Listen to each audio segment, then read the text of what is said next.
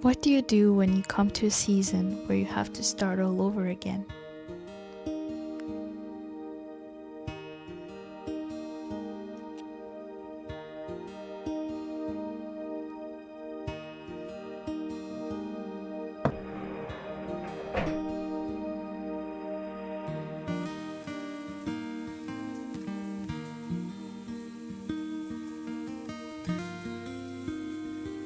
I don't really have the answer to that question, but I think I'm slowly learning what it means.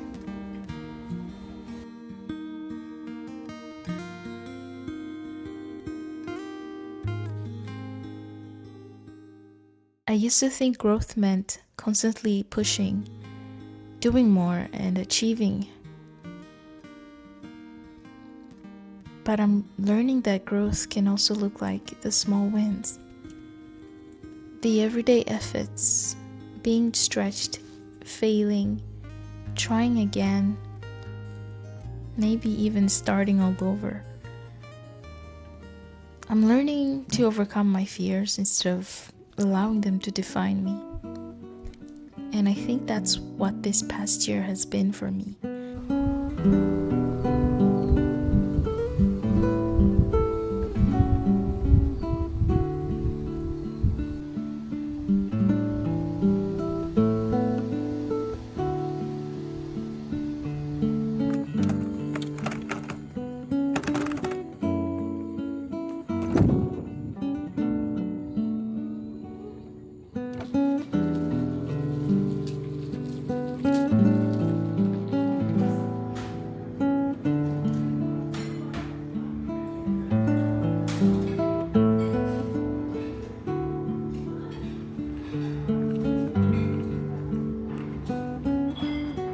One of the hardest things I've been learning is that growth takes time. I think I've always wanted to see results quickly, to do something and immediately see the outcome, to pray and immediately get the answer, whether it's my hair, learning guitar, or even trying to build a new life in a new country. I tend to start something and want to see the results quickly and immediately. But that's not really how it works. Every effort is a seed, and seeds don't become trees overnight. Maybe that's the beautiful part. Because some of the most important things in our lives are being built long before we can see them. In the dark, under the surface where we don't see the roots growing. And maybe that's how life is sometimes. Maybe right now I don't see much happening. That doesn't mean that nothing is growing. So I'm learning to trust God with the seeds that I'm planting. And I'm learning to keep showing up.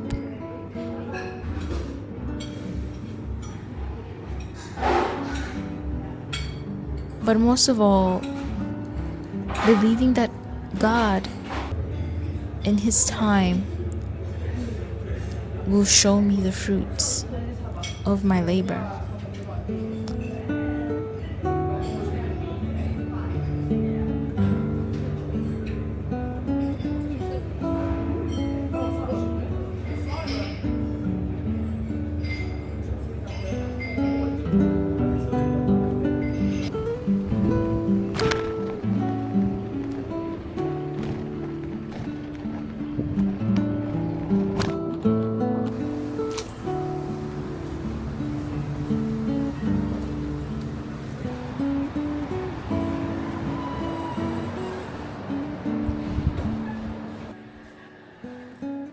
I think I've spent so much time waiting for the big things to happen that I've forgotten to appreciate the small, everyday things that are already happening in my life.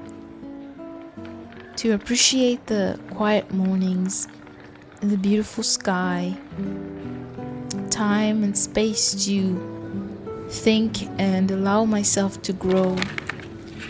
Dancing to my favorite song, a safe place to come home to, a warm meal, shared laughter, experiences that I would never have otherwise gained. And these small things somehow make life feel so meaningful. I'm learning to be grateful for those things too.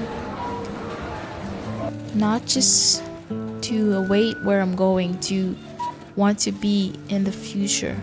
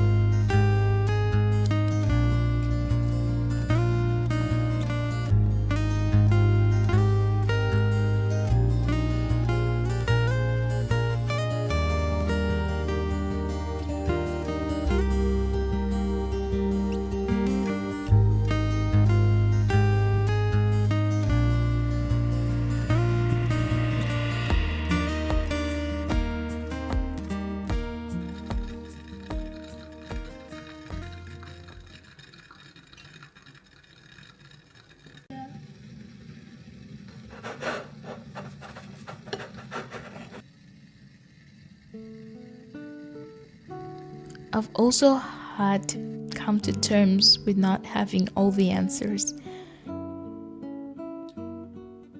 and becoming comfortable with the questions.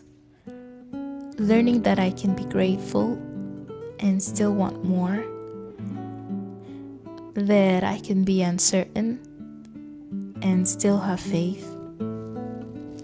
And that I can have a vision for my future, but also appreciate the present. Because sometimes I think we're so focused on becoming the person we want to be that we forget to live the lives as the person we are right now. I'm learning to stop expecting everything to make sense right away. And most importantly, to let go and let God. To enjoy the process, basically, and just try to trust that the roots are growing even when I'm not seeing it. I don't exactly know what the next year will look like, and honestly, I'm not as scared as I used to be. So for now, I'm going to keep planting and praying and learning and resting and trusting. And maybe one day I'll look back to this season and realize that God was doing something beautiful here all along. And that the waiting, everything, it was not for nothing.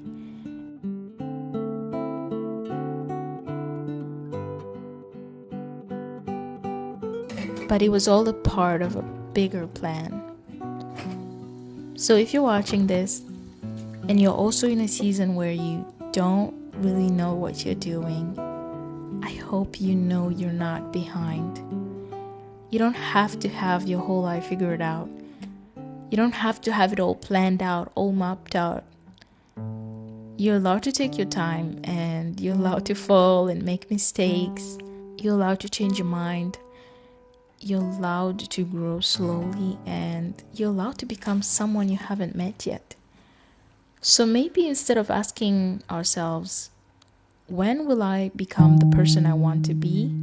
Can we start asking, who am I becoming today? Because maybe becoming isn't something we arrive at. Maybe it's something we do every day.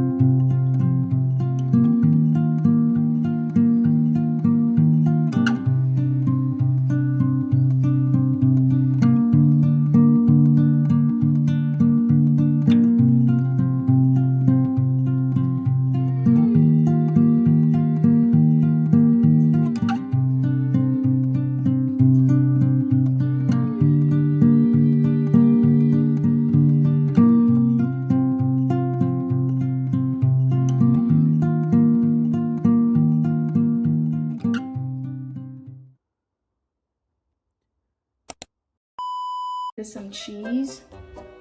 I was able to add some cheese and I plated it up, and this is what we ended up with. Ooh.